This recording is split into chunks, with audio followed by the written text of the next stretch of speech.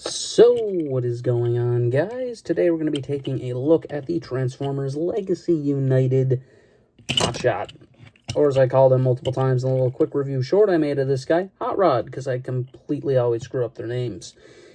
And Hotshot here is the Cybertron version, somehow the second version we've gotten in Legacy, if I'm not... Actually, no, the first one was Siege, if I'm not mistaken. But this is the first iteration, the one I think of when I think of Hotshot. This is my pinnacle Hotshot, if I'm being honest.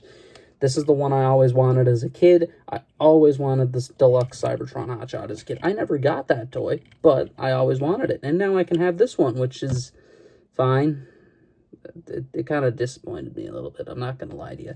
It's fine. It's good. His face is a little shadowed, but that's kind of unfixable. He has a really dark silver face, which is unfortunate because the shadows are just catching it. As far as it goes, he has this giant butt flap, which is a little annoying. It's also translucent and barely moves. The backpack doesn't like to peg in a lot. They did cover the giant gap that would be there, though, which is at least something.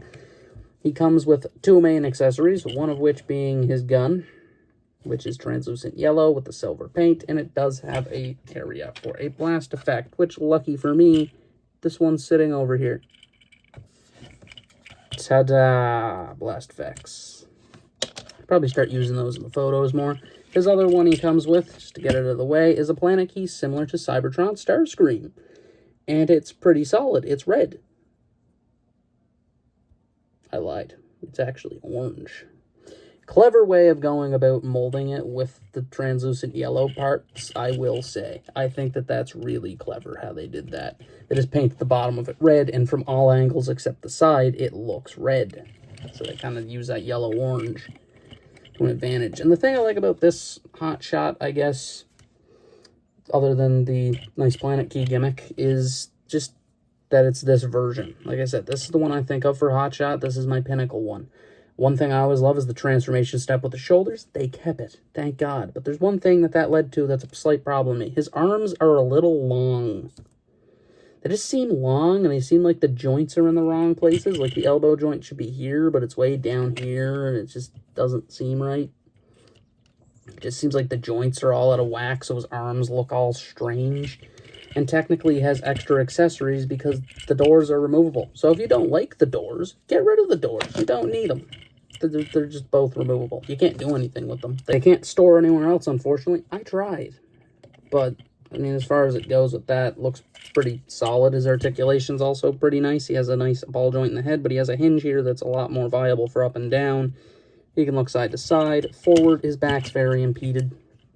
He does have these little things up here, which are technically the Cyberplanet key gimmick, but kind of a lame one. Outward sucks, I'm not going to lie. It kind of has a bit there and then a bit on this hinge. Swivel, elbow, too low. Hands do rotate for some reason. He does have a waist swivel. Though, good luck getting any back motion because of a giant butt flap. Forward, back, swivel, and of course he has his ankle tilt.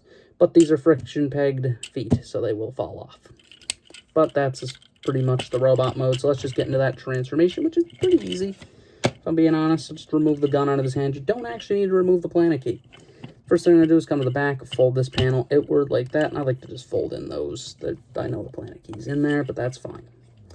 Come to the feet and fold them open, and then fold them up, and then fold them back to where they were. Open up the front of the shins, and rotate that around, and then collapse the legs. A common transformation step at this point. I remember when this was like they just did the whole, you gotta push them in and pull them out.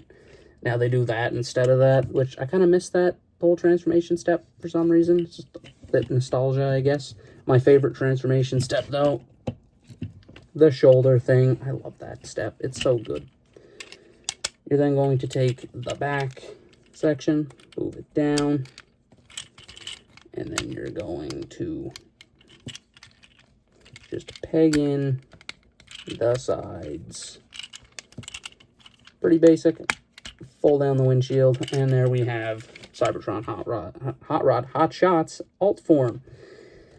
And it's actually about as accurate as I think it would have been. It's accurate. It's a pretty chunky car, too. It's, like, sizable. Like, it feels like it has presence, which is great.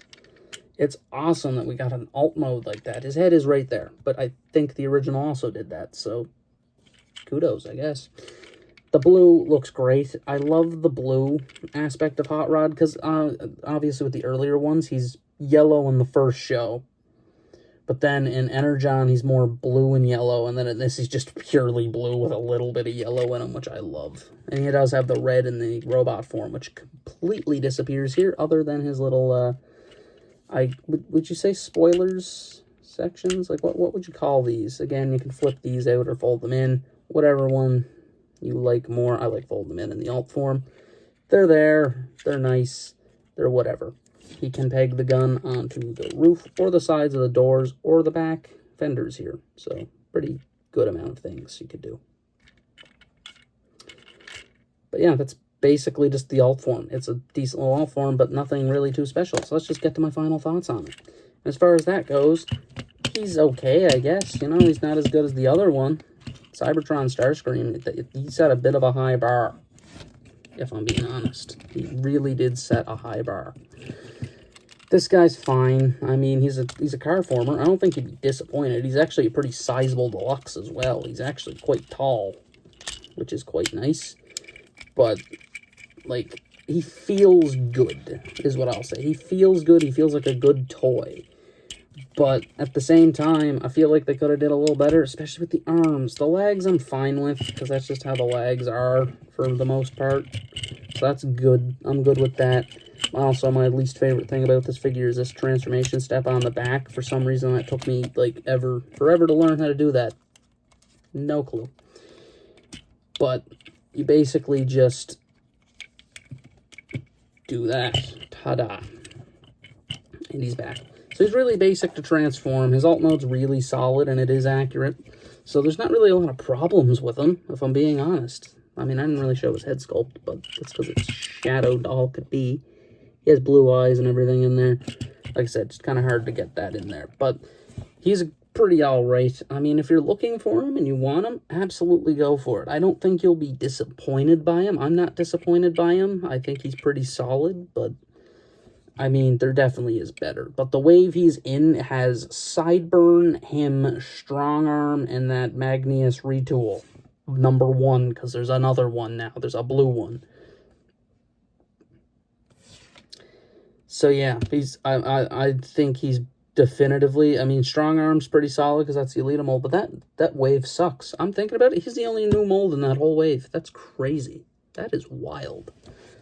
But yeah, I mean, he's solid enough. He's probably the best figure out of that wave. I'm not counting the Voyagers. I know Vector Prime's there as well. He's probably good because he's G-Axis. I don't own him yet, but that's really all for this review.